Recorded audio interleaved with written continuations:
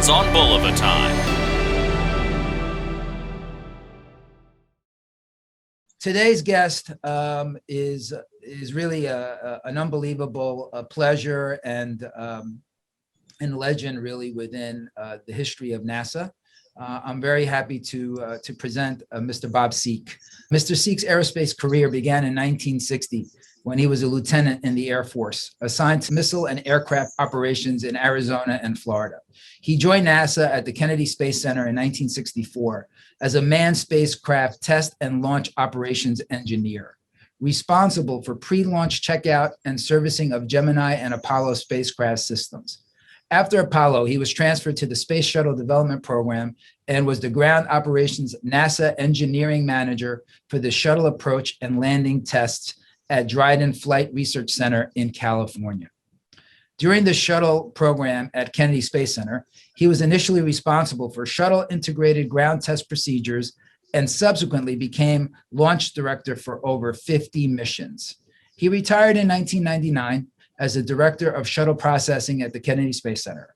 After retirement, he was appointed to the Aerospace Safety Advisory Panel. He also subsequently served on NASA review teams for the Columbia accident, International Space Station Safety, and the Constellation Program. He is currently a member of the Commercial Crew Program SpaceX Safety Advisory Panel. He also serves on the board of directors for aerospace-related nonprofit organizations, including the Astronaut Scholarship Foundation, American Space Museum, Astronaut Memorial Foundation, and the NASA Alumni League in Florida. Bob received a BS in electrical engineering from the University of Virginia in 1960 and did postgraduate work at Texas A&M and the Florida Institute of Technology. Bob, my first question is, when do you have time to do all of this? Amazing. Thank you for joining us today. Well, I was just fortunate and feel privileged to be part of what I consider to be a great adventure, which is human spaceflight exploration. And when I retired from active duty, I couldn't just disconnect the headset and cut and run from the business I had enjoyed for many decades. So I stay connected with the people and the activity, and encourage everyone to look to space, because there's a future for everyone, and it affects everyone on our planet.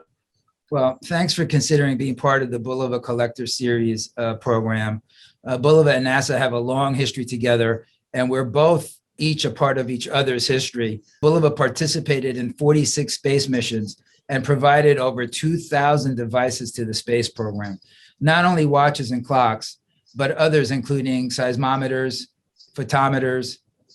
In other government activities, Bulova provided a significant amount of military intelligence, including missile guidance technology, altimeters, telescopes, ordnance devices, and even landmine detection systems. I know that this is part of the history that most people don't even understand, and I certainly didn't understand before joining the company. General Omar Bradley was the chairman of Bulova's research and development from 1954 until 1958. And then he took over as chairman of Bulova until his retirement in 1974. So he was critical in developing Bulova's technical capabilities and the strong relationships that we enjoyed with NASA and the other government agencies. Before all of that, most people don't even realize that Bulova had a long history in flight, dating back to 1927, when Charles Lindbergh made his famous flight, and Bulova honored him and commemorated him with the Lone Eagle watch. They sold thousands, reinforcing the notion that people were fascinated with flight and demonstrating that they wanted to own, a piece of this history. So the two histories coming together today, it's really fun for me to be able to speak with you. And my first question is really, why do you think people are fascinated with flight and exploration? I think it's in our DNA, so to speak, to want to explore and do things that are out of the norm, so to speak, and that it falls in the category of nothing worth having ever comes easy. Right. People like a challenge. Doing routine work is fine when you're producing things that are needed, but doing, for being part of a team and an activity that is doing something for the first time with all the unknowns and the risks that go with that, and not understanding even when you start what the benefits for the greater good are going to be, it gets people excited to want to be part of that. And I think that's our psyche as a society, and not just ours, but the others around our planet. And I think that's what keeps us going forward, getting out of the box. Having been at, I guess, arguably, one of the most fascinating and exciting times in the beginning of space exploration, do a couple of stories come to mind that show some of this, fascination and passion with flight and exploration? I think I would offer the example of the Apollo 11 launch. So I lived at that time, worked at the Space Center, and the community I lived in is across the river, about less than 10 miles away from the launch pad. And our city, as it were, population 50 to 60,000. For the Apollo 11 launch, it grew by another 100,000 people just for that event. Now I was actively working on Apollo 12, so I was not on the prime launch team for Apollo 11. And those of us that were not were encouraged to stay home, watch it as a spectator, take administrative leave, to not add to the tremendous traffic and human congestion problem that occurred during that launch. So I was fortunate to, so I took my wife and my 1-year-old daughter down to the river in a stroller. We were walking distance, and the scene there was something that I had never seen before. All these thousands of people just shoulder to shoulder, standing in the road, in the median and on the banks of the river. There was no traffic moving because people didn't want to move. They wanted to stop and watch the launch. And I recall standing next to a woman who, and I forget what the introductions were, but she was from somewhere, was not a local. And she was pulling up a plug of grass out of the median and putting it in a plastic bag. And either my wife or I asked her, well, what are you doing? What's this? And she said, well, all of the vendors along here that were selling T-shirts, caps, buttons, decals, whatever, they're sold out of everything. She said, but I've got to have a souvenir that I can hold on to that says I was part of this event. And this is going to be my souvenir, a plug of grass. And I think that epitomizes the interest in not only that particular event, but on a broader view of what people feel about our space program and the need to have a robust space program. Having been around the astronaut and test pilots of those earlier days, of those exploration days, was there a common thread, Bob, that you would say from those test pilots and astronauts that said, oh, from an early age, they already knew that they wanted, to go to space and to fly? Would you say that was a common thread amongst them? Well, in general, yes. They wanted to, of course, these were, in my recollection, they were all A-positive personality guys, and all the astronauts were guys back then. And they had a lot of confidence in what they did. Their heritage was, of course, test pilots. And but all of them, to the way I remember it, it was beyond the ego factor of I'm really a good jet jockey, so to speak. I'm doing it for that. They were doing it for that because they felt they were capable and competent enough to do it. But it again falls into but there's an exploration piece of this that they wanted to be part of. And they all came out of the military, right? I mean, they were all military. Yes. They started their career. Well, yeah, some were civilian test pilots, we'll call them that. But sure, they were all but they were all of the test pilot category of guy. So in your bio, I had mentioned that you've been involved with SpaceX. So I would say that the SpaceX is the post, let's say Gemini Apollo missions that are now done, and then certainly we went into space shuttles, and now SpaceX being a private concern. Where are the astronauts of tomorrow coming from? Is it all of us? Are we all going up? Well, the short answer is yes, we all can. But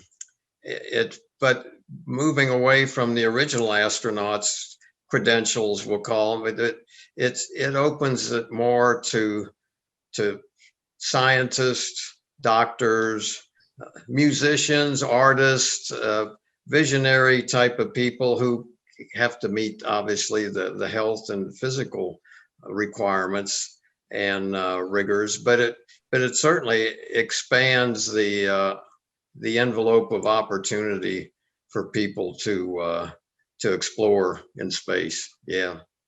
So 100 years from now, do you think it'll be pretty normal for us to be up in space? Well, it'll be more populated than it is now, although right now, some 250 miles up there, we have half a dozen people orbiting the Earth. Well, that number will be a lot more, greater 100 years from now. The mix of the people, probably the astronauts, probably the same, though. You look at the background of the people that are flying now, and they're not the test pilot type that we started with. Okay, they're more of the scientist, the academic type of person, but with the same desire to be part of exploration, doing something new, and hopefully improving the quality of life on Earth while they're doing it. All right, so exciting times again ahead in the next 50 to 100 years for space travel.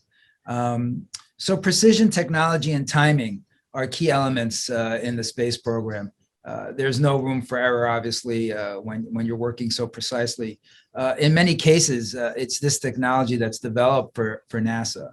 Do you have any stories or anecdotes related to the use of new technologies during that time period?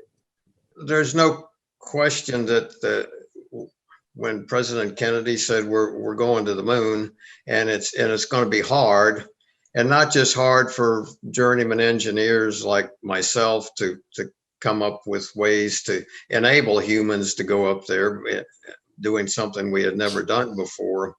But he also was a visionary enough to know that in the process of doing these hard things, the fallout, as it were, spin-off, the technologies that would be developed in the process of getting the rudimentary things done that we had to do to get people safely up there and back was going to benefit our society, and it did. If you look at the spin-offs from the Apollo program and for the space program ever since then, the technical aspect of it you mentioned, though, is for an engineer, the term we use is the devil is in the details. Yes.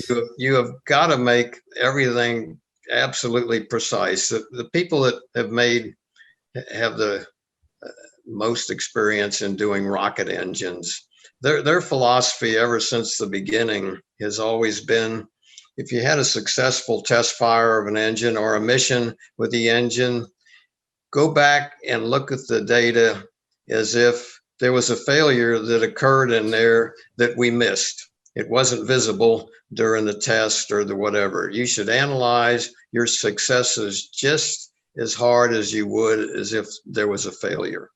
And that's the mantra, I'll call it, the engineering approach to anything involved in the space program. And for the things that we only use on Earth, it's the same thing, really. It's the devil's in the details. I find that throughout all of our, whether it's professional work, business work, or certainly engineering, it does always come down to those details that will end up catching you, if you don't mind them. Just a follow-up, Jay, President Kennedy, being really I guess the leader in pushing the program, right? But I always wondered, and maybe you have some insight, when he announced that, when he made that bold announcement, I think it caught everybody, by surprise. But obviously, he must have had some inside, information to be able to say that. I mean, we must have been somewhere along, the road, to getting to where, he said. What was the delta or the gap, in your opinion, between, President Kennedy making that announcement and really where the space program was? I would say it was a pretty large gap. Okay. Really. We tested some rockets with partial success. We certainly hadn't wrapped ourselves in glory with the previous launch attempts we'd made for satellites and that sort of thing. I think what I consider to be the most courageous part of his message was, we're going to be willing to accept the risk of things going wrong, but the effort will be worth it. The goal is worth it. In the words of Amelia Earhart, if you assess the risk and the goal is still worth the risk in your mind, then just go do it. Something to that effect. Okay, but so that's, I think, where he was on this at the time, because the gap was there. We hadn't proven a lot with our just new space program, but I think he felt that, well, okay, there's a lot that could go wrong with this, particularly if the Russians got there before we did. We put this massive effort in, billions of dollars, and they got there first. But that would be more than just a downer for our society.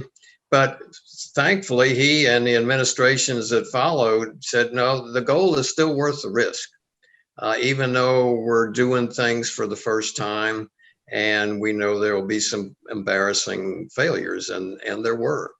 I always look back at that and say, that was really the most courageous part of his message. He realized there was a gap. We'd have to fill it with a lot of hard work, but the goal was worth it. And Bob, remind us, what was from the moment that he made that infamous speech to the moment that we did go on the moon? What was it? What was the number of years from that announcement to the day we landed?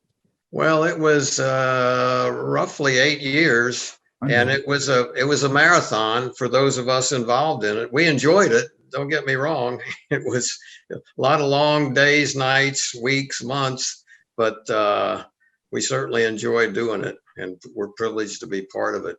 Yeah. Really fascinating, to know that in 8 years and to know that the gap was really that wide, from what he envisioned to where we were when he made the speech. I always wondered that. So thank you for sharing that.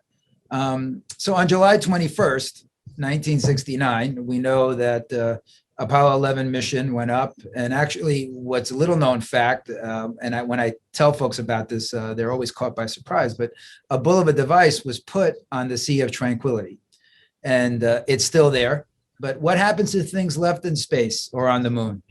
Well, the short answer is they're still there. Right. There's no oxygen in an atmosphere that can cause them to deteriorate. There's no wind blowing if it's light stuff to blow it away. And assuming they're metal, and for the most part they will. If they were painted, the paint's gone, but due to temperature and changes and that sort of thing. But they're still there.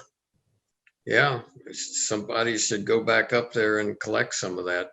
I guess to your earlier point, in 50 to 100 years, for sure, we'll be picking up the trash. We'll be recycling the trash. But I was told that up until just a few years ago, that piece of equipment that the astronauts put, the Bulova unit that was put on the Sea of Tranquility, was still sending back messages to Houston up until I think 2 or 3 years ago. So that always fascinates me too, that item could still be working for that amount of time. So a lot of folks don't realize, but astronauts were bringing personal items on missions. I guess they were allowed, to bring a limited number of personal items on the Apollo 15 mission. The commander of that particular mission brought a Bulova watch, along with his other personal items. Can you tell us some of the unusual items that astronauts have brought to space, and what happened to them after they returned back from space? Most of them, what prompted an effort by NASA to control the personal items was probably the result of the Gemini 3 mission, when John Young and Gus Grissom flew in the first Man Gemini spacecraft, and they took with them a sandwich from a local restaurant in Cocoa Beach. and that made the news. And after that, there was new rules for what the guys, originally all astronauts were, right, what they could take up there in the way of personal equipment. And it's the usual things.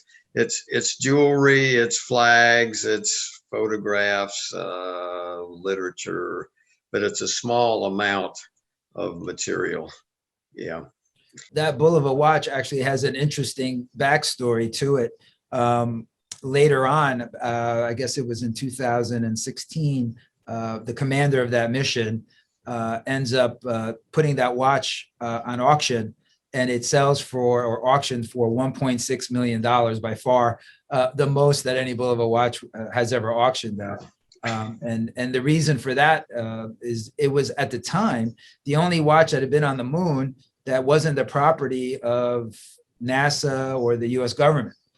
So it was really highly collectible to a watch collector who would want to have, a timepiece that had been on the moon. So that's another little fun story.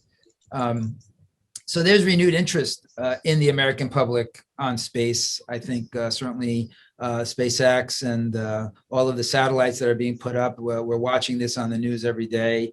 The high resolution images of Mars, have been spectacular.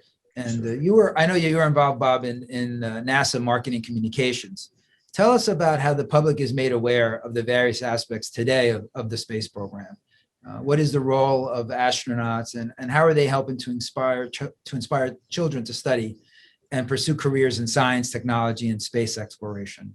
The astronauts are the most visible ambassador of the human spaceflight program. So they're in addition to all of their training duties and chores, they're out there walking the walk and giving the talk, so to speak. And there's no one better to do that, better than old folks like myself.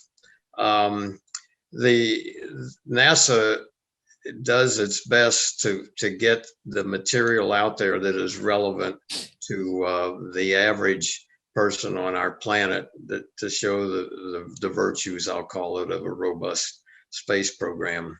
And thankfully, although the media likes the highly visible stuff, we'll call it, but thankfully there's so much science going on now that the media is making visible to the average person. So there's a wealth of material out there, whether the outlets and the media choose to use it or not, but it's becoming more attractive for the media to do that, because it's one of the things that people can point to with all the issues that we have on the planet, to say, well, this is something that's going well, and this can help us in the long run. This is good. And so people pay attention to that. And I think that most of the younger generation are looking at that also and saying, yeah, I could be part of that. Maybe I won't be one of the elite that gets to fly as an astronaut someday, but I can be a participant in that process. I can be working on a piece of equipment made by Bulova, or whatever, a software program or something, but I can be a participant in that activity. And whenever we're enjoying the successes of space flight or whatever, I can say, yeah, I helped make that happen. And I think that's what captures the imagination of the people here, particularly the younger generations. Is there a website, or are there several websites that come to mind that maybe you would recommend, especially for? Yeah, just go to nasa.gov and you're into the equivalent of the encyclopedias that we had in the past. That's Yeah. great. That's awesome.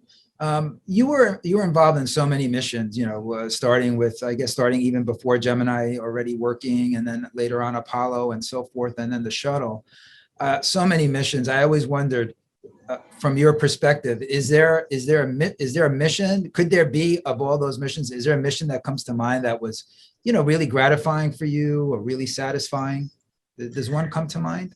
A couple of them do. The first one that I was a member of the launch team on, which was Gemini 3, the first Man Gemini. That was a sandwich. That was the sandwich. That was a sandwich mission, yeah. And at that time, my responsibility as a journeyman engineer, and this is 64, so I'm 26, 27 years old, but I'm sitting in the blockhouse with a flight surgeon for each of the astronauts on either side of me. I'm responsible for the medical data from the astronauts. The surgeons are responsible for the health of the astronaut. I'm responsible to make sure that they get the data, the electrocardiogram, respiration rate, blood pressure, and that sort of thing. And I'm sitting there and there's this hum of activity and all these consoles with lights on it. And I'm thinking, wow, I'm about ready to give a go, hopefully a go for launch. And I'm only 27 years old. Wow. And, what a responsibility and empowerment that has been entrusted in me to do this correctly, and kind of overwhelming. And whenever the launch occurred and they got off the ground, I always thought of myself as a pretty, in control guy. And it was an emotional event for me. I was holding on to my chair like this, watching but I said, wow, this is the real thing. I think that one comes to mind. The first shuttle launch that I was a member of the launch team, when we actually had a lot of automation and computer involvement. We did not have that in Gemini and Apollo. Yeah, we had computers, but very crude by today's standards. But now we had this highly complex vehicle that had a lot of computer controls. And we had a lot of trouble getting the computers and the software to be compatible, the flight and the ground. So it came as no surprise on the first launch attempt that a computer glitch kept us on the ground. But when everything worked fine on the second launch and the mission went flawlessly, that kind of floored me. I said, wow, this stuff really does work. But on the other hand, never lose sight of the fact the devil's in the details. You still got to absolutely get it correct on the ground before you commit to go fly it. And that was the theme of the human space flight programs ever since the beginning. We were reminded as journeyman engineers, yeah, you have a responsibility for this part of the system, but don't forget the fact that it's all about the crew and their mission. Yeah, the rocket has to work, the spacecraft have to work, but never forget the number one priority. The crew's got to get off the ground and complete the mission and get back home safely. That's human space flight. Bob, on the moon landings, I'm a bit younger, but I remember certainly, from 69 on, but I don't remember the length of time. How long were the guys gone? How long were the astronauts gone from the day the rocket went up to the day they were splashing down?